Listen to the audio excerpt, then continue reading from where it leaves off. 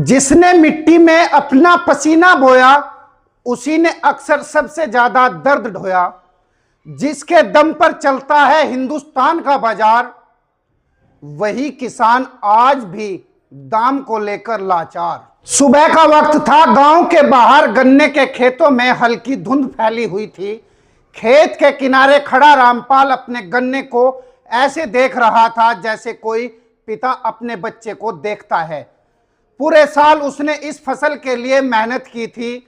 कभी बैंक से कर्ज लिया, कभी खाद उधार मंगवाई, कभी रात रात भर मोटर चलाकर सिंचाई की।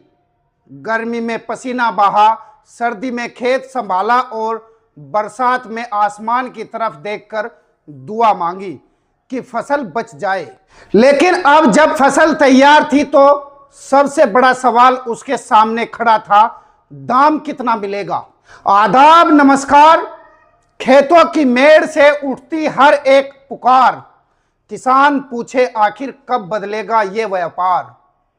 वसीम मंसूरी की कलम से देखिए जमीनी सच, आप देख रहे हैं द स्पीच न्यूज। रामपाल अकेला नहीं था। पश्चिम उत्तर प्रदेश, हरियाणा, पंजाब और देश के हजारों गांवों में यही कहानी हर किसान की है।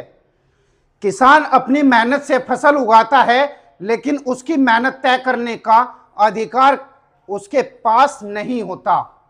यही भारतीय कृषि व्यवस्था की सबसे बड़ी विडंबना है। गन्ने का किसान पूरे साल खेत में मेहनत करता है, डीजल महंगा हो जाता है, खाद के दाम बढ़ जाते हैं, बिजली का बिल बढ़ जाता है, मजदूरी बढ़ जाती है, लेकिन जब गन्ने का रेट तय करने की बारी आती है तो महीनों तक सिर्फ बैठकों का दौर चलता रहता है।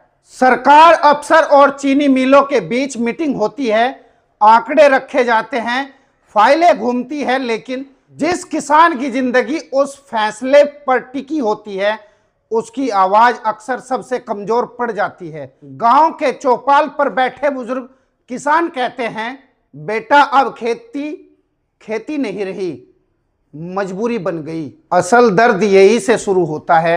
शहर में चीनी के दाम बढ़ जाए तो बाजार तुरंत बदल जाता है।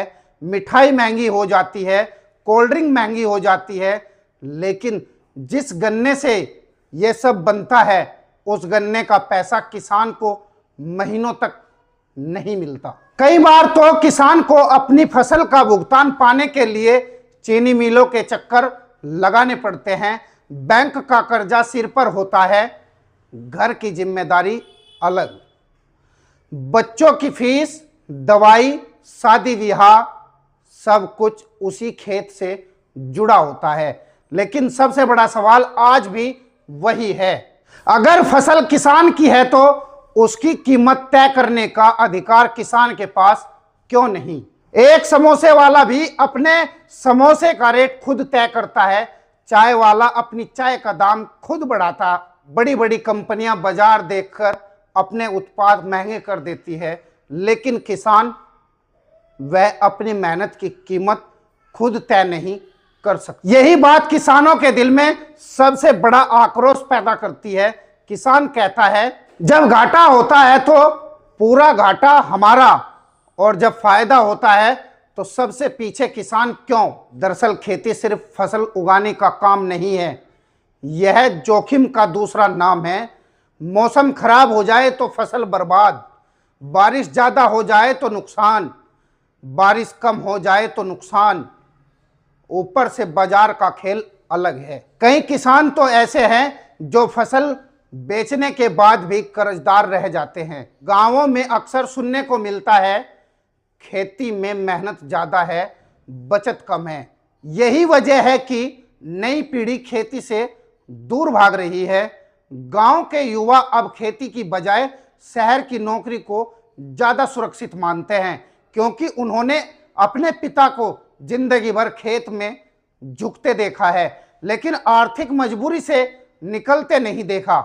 किसान सिर्फ पैसे की लड़ाई नहीं लड़ रहा है, बल्कि सम्मान की लड़ाई भी लड़ रहा है। वह चाहता है कि जिस तरह उद्योगपति अपने उत्पाद की कीमत तय करता है, उसी तरह किसान को भी अपनी फसल की कीमत तय करने का अधिकार मिले, क्योंकि आखिर देश की अर्थव्यवस्था की रीढ़ अगर किसान है तो फिर सबसे ज्यादा आर्थिक अपमान भी किसान ही क्यों झेले। आज भी गांव के खेतों में गन्ना लहराता है, लेकिन किसान के चेहरे पर मुस्कान कम और चिंता ज्यादा दिखाई देती है। और शायद इसी दर्द से निकली वो आवाज आज पूरे देश में गूंज रही है, फसल किसान की, लेकिन कीमत आखिर किसकी।